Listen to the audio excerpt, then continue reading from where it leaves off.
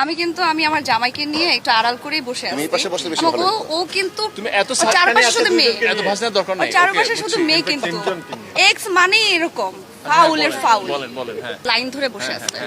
Just জি, তুমি একটু বুঝে শুনে কথা বলো, বুঝছো? না, সবাই লাইন ধরে বসে আছে, কিন্তু ফাহাদ ভাই দুই পাশে দুজনকে নিয়েই বসছে। আচ্ছা, একটা জিনিস আপনারা হয়তো দেখতে পাচ্ছেন, আমি কিন্তু আমার জামাইকে নিয়ে একটু আড়াল করেই বসে আছি। তুমি এই পাশে বসলে বেশি ভালো ও হতো। ও কিন্তু তুমি এত ওর চারপাশে শুধু মেয়ে, এত ভাষণের দরকার ওর নাই। চারপাশে Okay, শুধু বুঝছি। মেয়ে কিন্তু এক্স মানে এরকম ফাউলের ফাউল। বলেন বলেন হ্যাঁ আমার সামনে তুমি আবার এই কথা বলতেছো। আমার জন্য খুবই পছন্দের একটা ক্যারেক্টার। আমি তো মনে হয় যে আমি সবাইকে এখন টেন্স শেখাচ্ছি, পাস্ট টেন্স, প্রেজেন্ট টেন্স। যাই হোক, খুবই আমি খুব প্লে করার সুযোগ পেয়েছি। রাজ ভাই আমাকে দিয়ে যা ইচ্ছা করালো, আমিও করে খুব এনজয় করেছি। কিন্তু তোমার মানুষের ফিউচার টেন্সের কি অবস্থা? এই তো মাঝামাঝি আছে আর কি।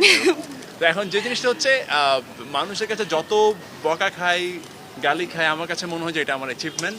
আমি হয়তো মেক বিলিভ করাতে পেরেছি যে ফাহাদ ক্যারেক্টারটা এমন।